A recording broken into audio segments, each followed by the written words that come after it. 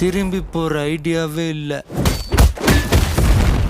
తమిళనాడు ముఖ్యమంత్రి star hero Vijay నటించిన చివరి చిత్రం జననాయగన్ విడుదలపై నెలలుగా కొనసాగుతున్న సస్పెన్స్ ఇంకా పూర్తిగా వీడలేదు.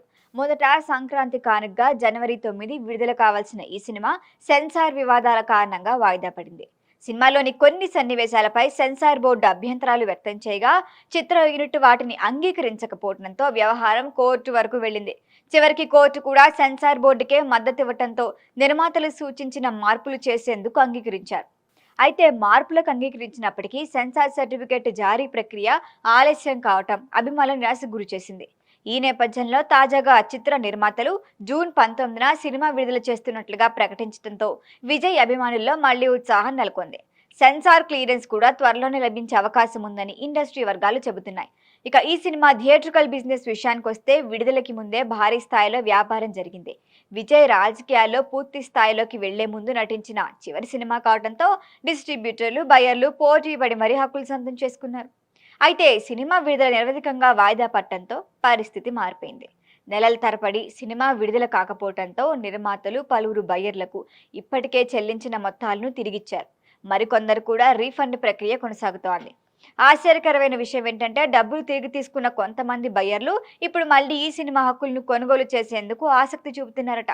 కానీ నిర్మాత అయిన కేవిఎన్ సంస్థ మాత్రం గతంలో ఇచ్చిన మొత్తంతో పాటు వడ్డీ కలిపి చెల్లిస్తేనే హక్కులు ఇస్తామని షరతు పెట్టినట్లు ప్రచారం. ఈ వార్త ఇండస్ట్రీలో పెద్ద చర్చకే గుర్తిస్తోంది. ఈ వ్యవహారం సీఎం విజయ్ దృష్టికి చేరిన తర్వాత కీలక పరిణామం చోటు చేసుకున్నట్లుగా సమాచారం. బయ్యర్ల నుంచి అదనపు మొత్తాలు లేదా వడ్డీలు వసూలు చేసే ప్రయత్నాలను వెంటనే నిలిపివేయాలని ఆయన నిర్మాతలకి చెప్పినట్లుగా తెలుస్తోంది. అంతేకాకుండా మిగిలిన బయ్యర్లకి కూడా పూర్తి మొత్తాన్ని తిరిగి చెల్లించి సినిమాని సొంతంగా విడుదల చేయాలని నిర్మాతలకు సలహా ఇచ్చినట్లుగా కాలీవుడ్ వర్గాలు చెబుతున్నాయి. అలాగే శాటిలైట్ ఓటీటీ హక్కుల్ని కూడా సెన్సార్ సర్టిఫికేట్ వచ్చిన తర్వాతే విక్రయించాలని విజయ్ కోరినట్లుగా సమాచారం.